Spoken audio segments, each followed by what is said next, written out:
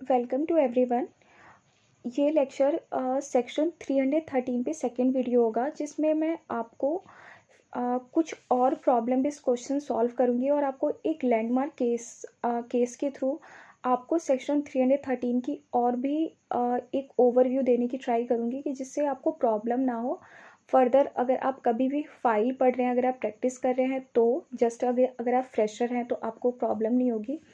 और प्लस अगर आप जजमेंट राइटिंग के लिए एग्जामिनेशंस में देख रहे हैं तो उसमें प्रॉब्लम नहीं होगी। और प्लस जितने भी प्रॉब्लम बेस्ड क्वेश्चंस आते हैं जुडिशरी एग्जामिनेशन में या अदर एग्जामिनेशंस में, तो आप इजीली यहाँ से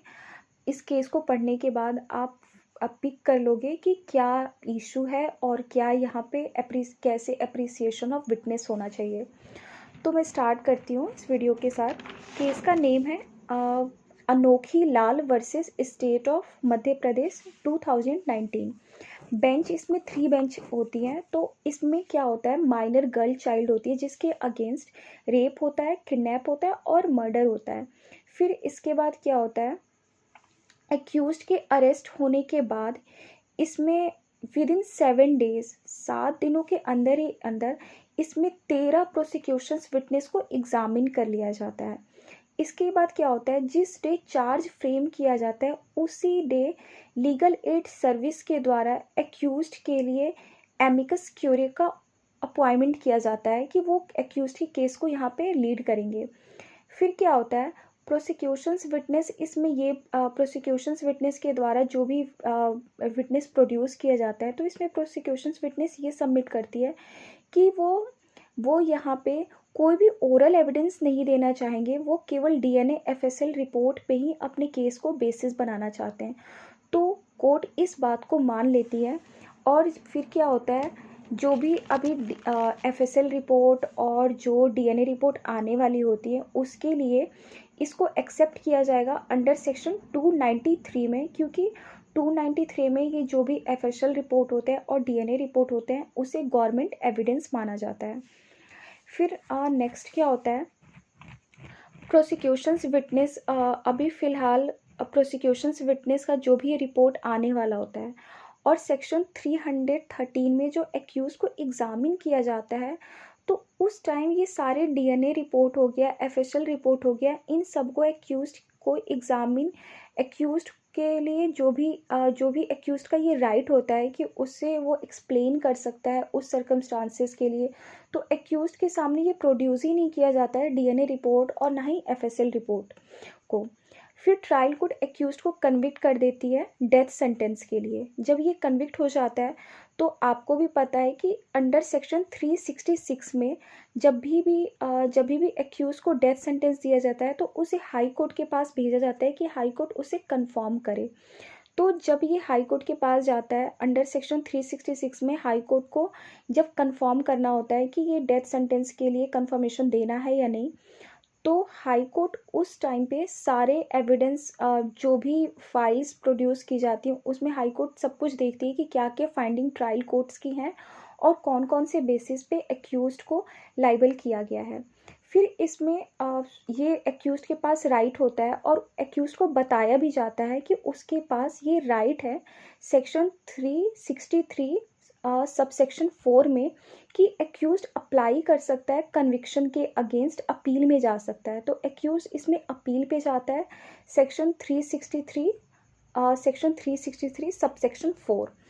तो बेसिकली क्या होता है, मैं आपको हाई कोर्ट की फाइंडिंग बताती हूँ कि हाई कोर्ट कौन से बेसिस पे ट्रायल कोर्ट की कन्विक्शंस को बिल्कुल उस पर रिलाई करती है। तो हाई कोर्ट की फाइंडिंग क्या होती है, हाई कोर्ट इसमें लास्ट सीन थ्योरी को भी देखती है। इसमें हाई कोर्ट की ये फाइंडिंग होती है कि एक्यूज्ड को लास्ट टाइम देखा गया था और ये कृति बाई हैं जो प्रोसिक्यूशंस विटनेस थी, उन्होंने लास्ट टाइम एक्यूज्ड को देखा था। फिर इसके बाद क्या आती है बात कि इस बात को भी फाइंडिंग में लिया हाई कोर्ट ने। इसके अलावा हाई कोर्ट ने ये बात बोला कि जो डीएनए फिंगर प्रिंटिंग है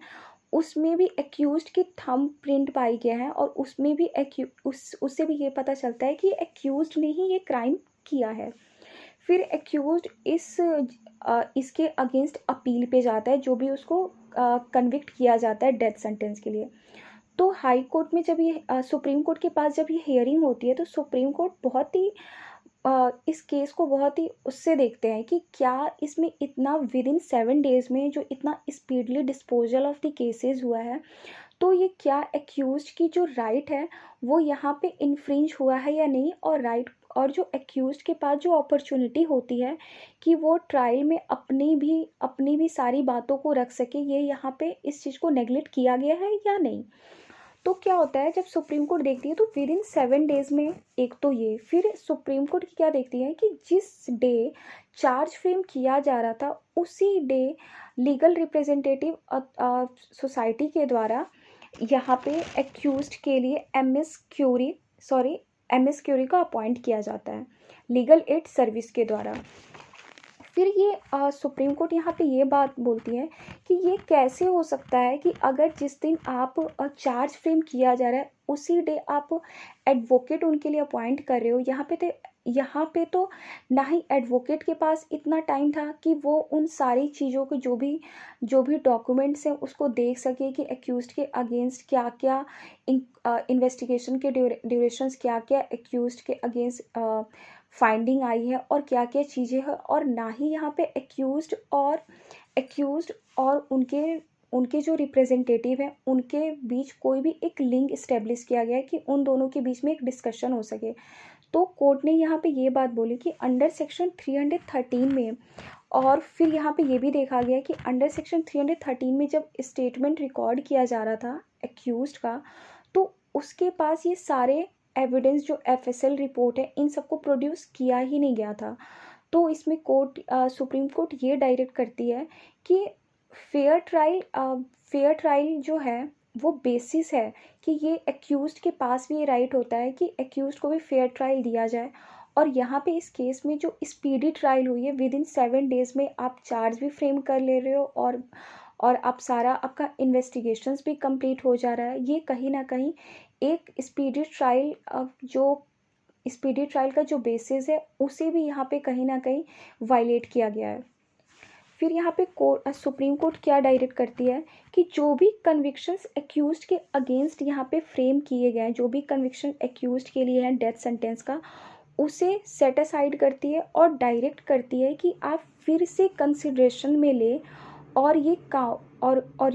राइट देती है जो भी रिप्रेजेंट करेंगे एक्यूज्ड की,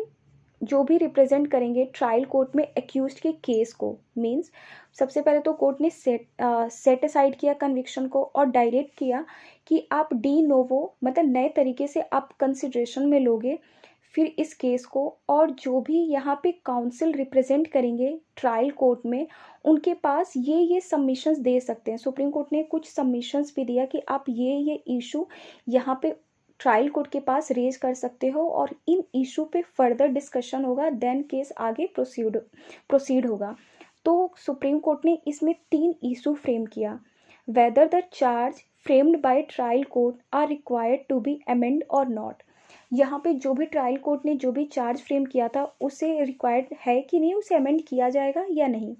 सेकंड ये था कि जो भी विटनेसेस प्रोड्यूस किए गए थे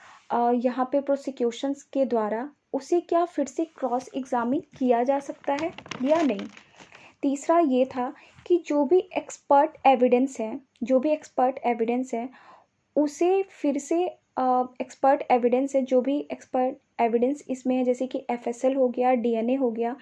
DNA रिपोर्ट हो गया, उन सबको क्या फिर से रिस्पॉन्स में लाना है या नहीं। तो इन 3 इशू को सुप्रीम कोर्ट ने फ्रेम किया और डायरेक्ट किया यहाँ पे कि फिर से आप नए तरीके से इस केस को कंसिडरेशन में लोगे, और ये